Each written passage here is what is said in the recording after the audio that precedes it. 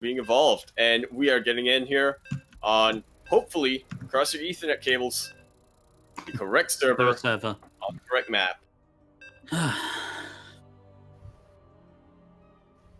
Hopefully. Just gotta have hope beyond hope that Blizzard doesn't, the servers aren't, the servers. Hey.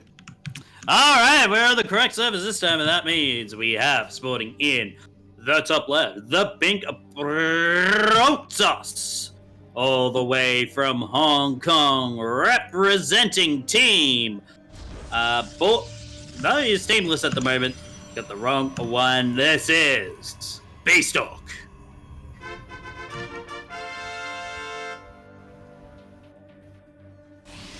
And spawning in the bottom right, the Blue Protoss, representing Alpha X, the sister clan of the Cranky Ducklings, and the nation of Vietnam. Give it up for JusticeSimon.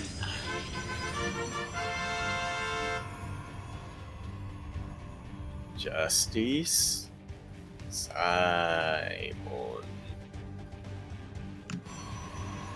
Now, it is always a little bit odd jumping into a game. Another PvP. And another That's gotta be whole thing. So we're probably going to get another one if we follow the winner of this in the PES. So it's not just the Light Zaku combination that gets a lot of PvP. I think it's more of a Oz thing. Yeah. But yeah, it's definitely a little strange jumping into a series midway. We know that Bistork is up 1, and from what we know of Bistork, he is kind of like the Cantonese Starduck, as he is very stylistic and very cheeky. I don't remember know if last week? I do remember last week. Against Go Joey. I do. I might not. The multiple Oracle. That's what it was, yes. I remember that game. It was on Evergreen, wasn't it? Yep. That was and definitely something else. Yeah. Alright, well, we'll see if that works out. Or if Bistork even goes for it this game. JusticeSimon is definitely a lot more of a standard Protoss player compared to Bistork. He likes his Stargate, he likes his Double Gate, he likes his Force Fields. So it's an interesting dynamic. Yep, as we were saying, there's JusticeSimon. Stargate just gonna be thrown down.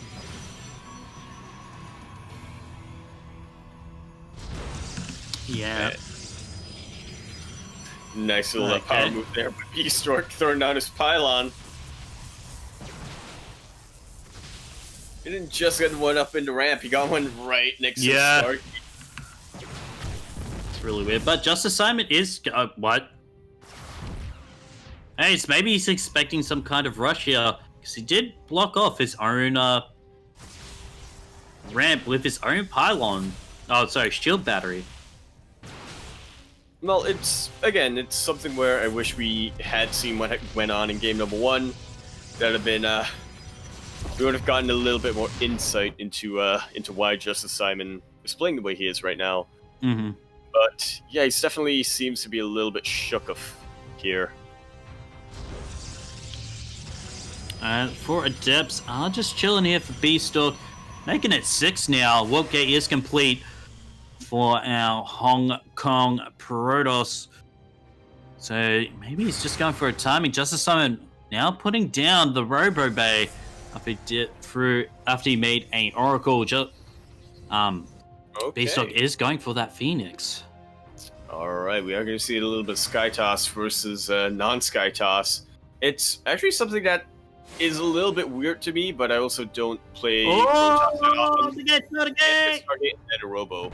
It seems like an expensive investment. The Adepts do manage to shade in, but JusticeSimon already on top of that. Just going to be able to body block them. Bistork trying to target fire some probes, only getting 2. And 6 Adepts already down the drain. Yeah, it did also force out the recall here from JusticeSimon with that Oracle. And it looks like Bistork wants to go into that Mass Phoenix style. being a bit of a Rotterdam fan here. He definitely is. It's sort of the reason why Rotterdam knows who he is. Rotterdam has a particular interest in the Hong Kong players, and now we know why. It all started with Bistork. Bistork himself, but now it's going to be a very interesting dynamic to be played out here. Bistork, not really, I don't know, Stargate versus non-Stargate, or Sky Toss versus Ground Toss. It's a weird dynamic. It's not really like one has the advantage over the other. You have to start going into other factors like upgrades and positioning and whatnot. Oh, but the Oracle, it's in here. Oh! Might get the stasis ward, and it does get quite a number of probes here. Not that big, juicy mineral line that he wanted, but still, it was pretty good nonetheless. Loses Oracle, which is a bit of a shame. It's still, you know, even if you're up against Sky Toss, it's still useful. Good utility unit. Here, yeah. But on the bright side, that clears up a bit of supply here for JusticeSimon.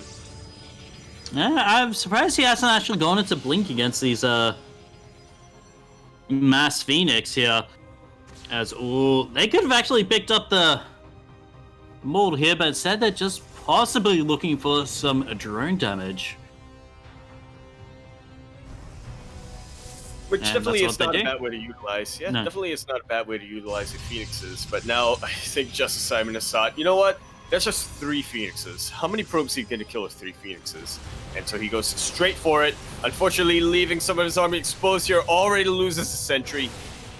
You absolutely want and need that. Don't lose the Warp Prism, JusticeSimon! So I should pop up the Guardian Shell. And that Warp Prism lives to reinforce. A couple more Adepts coming out here. And this is going to be, again, something where it's hard to anticipate the result here. On paper, JusticeSimon is favorite here with the Immortal and with the Sentries, but the Phoenixes, the crowd controlling the Phoenixes, do all the Phoenixes are targeting the Immortal! That they are. It's really hard to fight in Guardian Shell, though, especially when you yourself don't have much. There are a lot of shield batteries here, and the force fields are very, very useful coming out. Phoenix is trying to get the Warp Prism, but Bistork just gonna lose the Phoenixes there.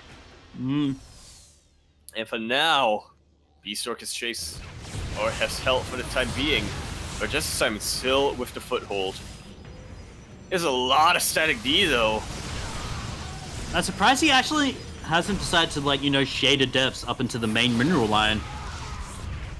Yeah, that would have been really useful here, trying to split up the army. And again, it is only Adepts, so Adepts, not really something that you can't really leave alone, whilst the main army comes in and deals a lot of damage. Shield batteries are out of energy. And this is looking like the beginning of the end here, Quirky. Just too much force here from JusticeSimon. I think we're going to be going to a game 3 here. More than likely. Bistork still trying to hold, but it's just one stalker left, and now that is gone. GG is called. JusticeSimon going to be tying this up 1-1 in this best of 3 series, sideways. Yep, 1-1. Oh boy. Should probably get out of lobby. Of game. You know, yeah. That we should. Alright, so we have to see what Bistork's next pick is here. Definitely going to be interesting to speculate. What do you think? Well, game 1 was on Simulacrum, yeah. So game number 2 was on Nightshade. Nightshade. Might see Purity in Industry, might see the others. I'm feeling Golden Wall for some reason. Ooh, well, I can tell you what it is. It's Everdream. There you go. Rip. I don't know why I was feeling Golden Wall. Maybe it's just, gotta like them golds on the walls. Yeah. The wall of the gold. The gold of wall that you can see. Oh, a couple of updates here on the bracket. Vivid just took out his opponent, Bayakster 2-0, and will now be facing Gogo Joey. That is a ZVZ. That's worth watching. Hmm. But I guess the only way you can watch it is if you subscribe to the Cranky Ducklings. Aha! Aha! But Quirky, I want the replay packs, yeah? But Yeah? I also want my games casted. How would I go about doing that? Well, Yaku, you would do that by subbing to our Patreon and getting the $20 tier. What? I know! It's mind-blowing. Just about as mind-blowing as this game. We are now in for Everdream for this Ace match. And we have spawning here in the bottom left, the Pink Protoss. From Hong Kong, this is Bistork.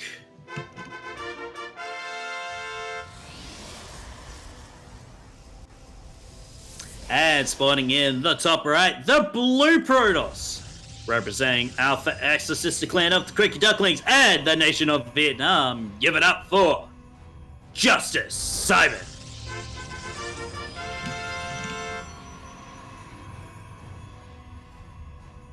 Now, will we see a big ballsy play coming out from either player? Who is going to be the first to risk it all on the Ace match here? Tournament life is on the line, which, again, it's a bit of a shame that these two players, I would say some of the top Protoss players from the Asia-Pacific region, are going to have to be facing off of this early, but man, I'm going to say the winner of this is probably going to be a good omen of things to come. Yeah.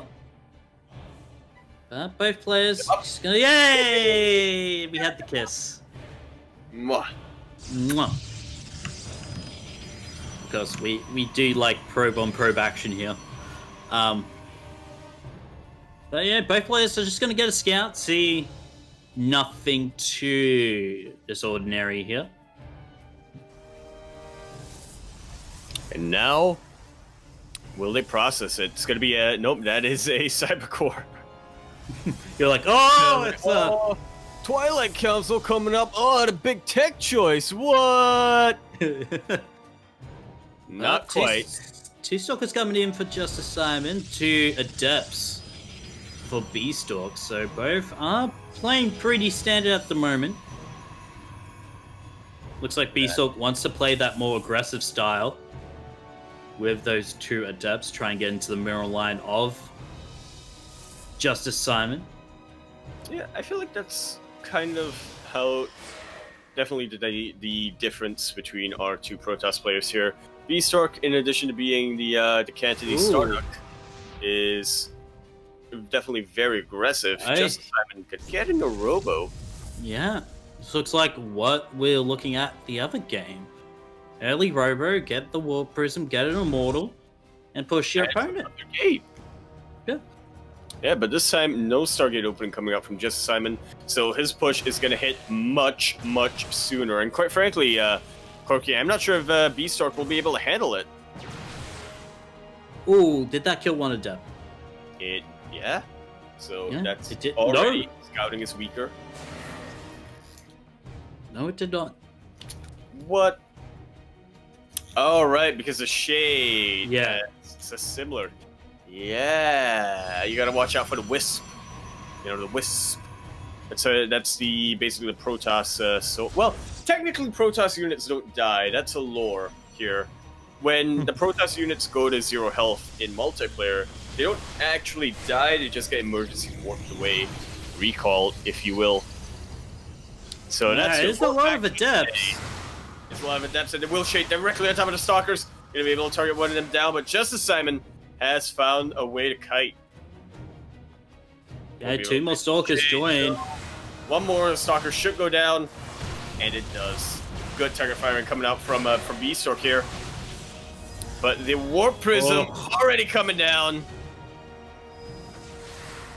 Helping out, and there's no real defense here for Bistork. He is getting his Twilight Council, but it's more than halfway done. No Immortal here, should worth mentioning. But now, the World Prism to Micro for JusticeSimon here. Yeah, and there's just no tech here for Bistork. His only hope Mr. Micro with the shield battery, but even that has finite resources. I think we're about to see our Vietnamese Protoss player advance in this series, Quirky. Even getting a couple of pro kills with the Stalkers. The Stalkers advancing up onto the rep. This pylon. Oh! And Dustfish should take it out. Bistork And is look at that Warp Prison Micro. But I have a feeling it's too little too late here. Yeah, there's just too much here. No shield barriers to help. Adepts coming in. High ground vision. The Immortal going down. And I think this is it. Bistork, he's processing his losses here. GG!